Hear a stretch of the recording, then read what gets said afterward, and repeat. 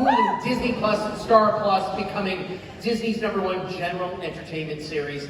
Here's music from the series from composers Atticus Ross and Nick Chuba.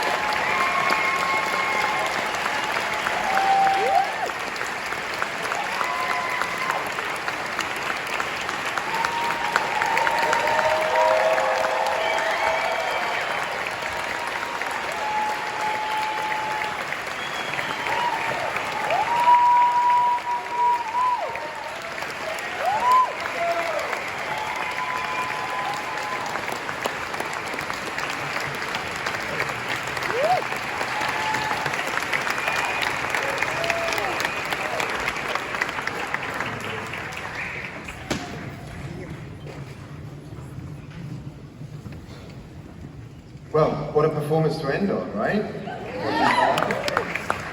Atticus Ross and Nick Chuba.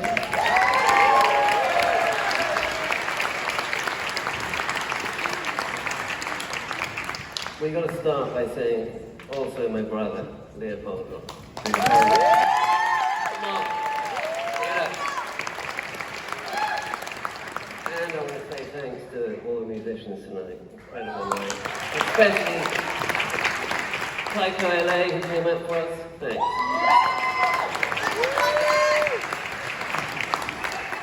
Those drums were something, weren't they? Yeah, absolutely. I heard this, you've been working, or were working on this for 2 years, is that right? Essentially we were, because we got a call in COVID, which is that kind of time stood still. So it's nice in a way, and it was from a friend of mine, Leo's, called Jamie Wheeler, who's the producer on it. And she said, we're making this show, Shogun, it's going to be all in Japanese. It wasn't kind of like, it didn't read as we're making this kind of monumental piece. It read much more like we're doing a kind of avant-garde art thing, which is how we started out.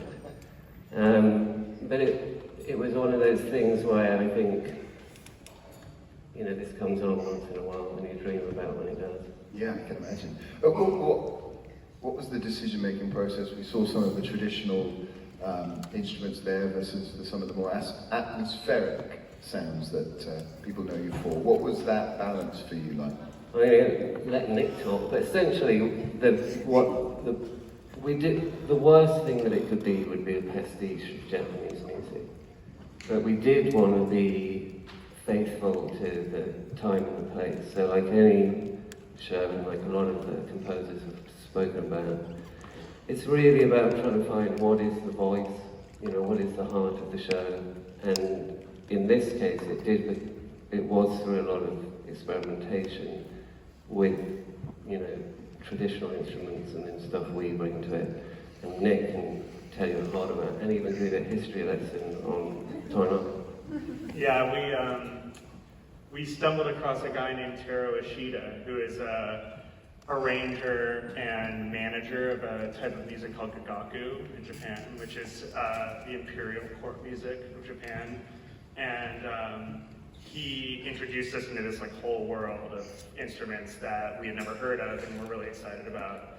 And we just started by kind of giving him sketches, and they would improvise over it, and then we would take their improvisations and run it through our own chains of effects and turn those into landscapes. And then they would improvise over those again, so they're sort of in a feedback loop of them hearing their sounds but distorted and turned into the atmospheres that you're talking about. That sounds like quite an interesting research rabbit hole to go down. Yeah, it was amazing. I mean, we did, it was all remote because it was over COVID, and we were so lucky to have met Taro because he understands, he also works with synthesizers and computers, and he was understanding what we were going for, which was not to just recreate period music, but to create this blend that felt alien to the viewer. You didn't want to just default to a big orchestra by the sounds of it. Well, it's been amazing to hear the orchestra play tonight, but as I said, when it started there was this idea it was going to be a bit weirder, and then they went off and shot it, and we'd already started writing, and Justin was like, we needed to be epic, so we feel like there should be an orchestra. And we just felt like, give us a chance at epic, potentially without an orchestra, and just see where we can go. And once they heard where we did go, it was all support. And pretty incredible to hear them play that tonight. I mean, tonight was amazing. And each character in this show has their own theme, essentially, right? Yeah, Toranaga, Mariko, Blackthorn, they all have their own themes that get woven into the story, but then they also converge and blend, like Blackthorns and Mariko sort of turns into one theme as the show goes on. Yeah. You're thinking about each individual character, you sort of, what is your sort of authentic sound for them? Yeah, and I think just getting at the emotional core of their character and trying to think of it in sort of like, you know, what just resonates when you're watching it on the screen. If you've watched it, I mean, it's as much about what's not being said, or often about what's not being said. And I think the music needed to reflect that as well. Yeah, how do you approach that if that's the case? Well, I think it's just understanding the psychology of the story and spending a lot of fucking time working on it. It certainly sounds like you did. How did the three of you work together? What was that, and imagine with Justin and others, what was that collaboration process like? I mean, it was cool, but it sounds like, when I see it and when I listen to the record and stuff, I'm surprised at how sort of big it sounds. But it was a very DIY kind of scenario. I mean, it was all home studios and, you know, this dude in Japan sending us shit and, you know, just trying to figure it out, like always. It does feel like the most DIY of projects, given the scale of it. I'm saying the making kind of was. Yeah, no, I can imagine. Well done. Nick, Atticus, thank you very much. And they